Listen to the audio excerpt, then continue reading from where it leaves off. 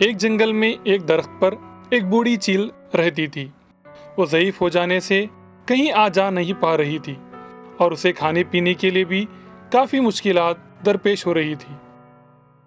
چیل کی بے بسی دیکھ کر جنگل کے کچھ پرندوں کو اس پر رحم آ گیا اور ایک دن چیل سے ملاقات کرتے ہوئے کہنے لگے، دوست، تم جو مصیبت جھیل رہے ہو ہم سب دیکھ رہے ہیں۔ یہ ضعیفی میں تم زیادہ محنت نہیں کر پاؤ گے۔ ہم دانوں کے لیے روزانہ باہر جاتے ہیں، ان دانوں میں سے کچھ دانے تمہیں بھی دے دیں گے، تم بھی ہمارے ساتھ ہی رہ جاؤ۔ اور ایک بات، جب ہم دانوں کے لیے جائیں گے تب تم گھونسلوں میں موجود ہمارے بچوں اور انڈوں کی حفاظت کرتے رہو۔ پرندوں کی پیشکش سن کر چیل بہت خوش ہو گئی اور اس نے ٹھیک ہے کہتے ہوئے حامی بھر دی۔ اس کے بعد جب بھی پرندے دانوں کے لیے باہر جاتے، یہ ضعیف چیل ان کے گھونسلوں کی حفاظت کرنے لگی۔ اس کے کچھ دن بعد اس مقام پر ایک بلی آئی اور درخت پر پرندوں کے بچوں کی آواز سن کر سوچنے لگی، واہ کیا بات ہے، لگتا ہے آج میرے لیے عید کا دن ہے۔ پرندے اپنے بچوں کو چھوڑ کر باہر گئے ہیں، میں بغیر کسی رکاوٹ کے پرندوں کے بچوں کو آسانی سے کھا جا سکتا ہوں۔ یہ سوچتے ہوئے آہستہ آہستہ درخت پر چڑھنے لگی۔ بلی کو درخت پر چڑھتا دیکھ کر پرندوں کے بچے خوف کے مارے زور زور سے چلانے لگے۔ پرندوں کے بچوں کی آواز سن کر ضعیف چیل فوری حرکت میں آئی اور پکارنے لگی، کون ہے یہاں کیوں آئے ہو؟ تم مجھ سے بچ کر نہیں جا پاؤ گے۔ یہ کہنے لگی۔ تب بلی، اماں، یہ چیل پرندوں کی حفاظت میں لگے ہوئے ہے، لہٰذا مجھے اس کے سامنے اچھائی کا ڈھونگ کرتے ہوئے اپنا کام کرنا چاہیے، ورنہ یہ مجھے ختم کر ڈالے گی۔ اور کچھ دیر بعد بلی چیل کے پاس گئی اور کہنے لگی، ارے بڑی اماں، میں یہاں پر نیا ہوں۔ اس سے پہلے میں نے کئی پرندوں اور چوہوں کا شکار کر انہیں کھا چکی ہوں۔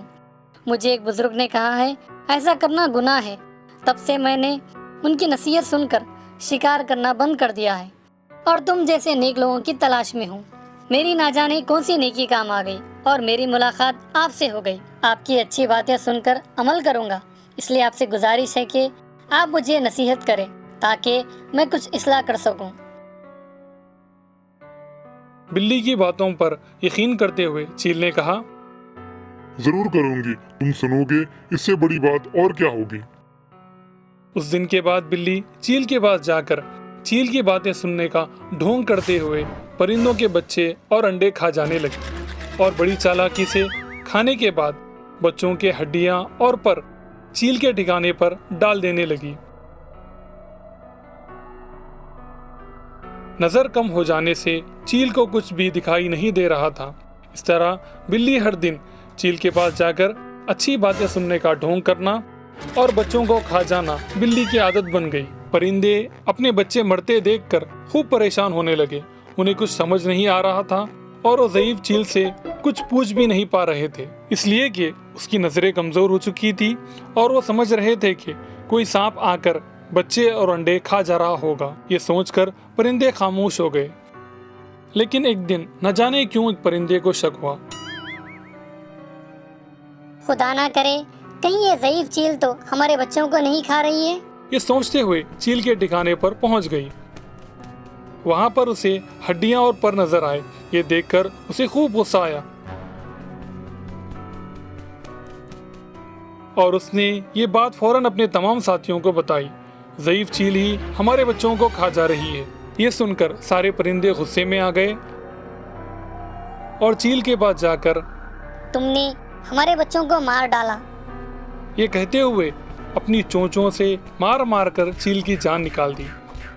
مکار بلی کی باتیں سن کر چیل نے خود اپنے پیروں پر کلہاڑی مار لی اور اس کا برا انجام ہوا۔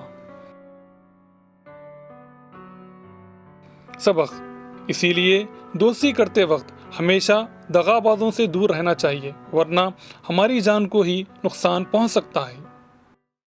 Hi kids! Hope you liked the video. Subscribe for more videos. Visit us in Facebook and Twitter. Thank you.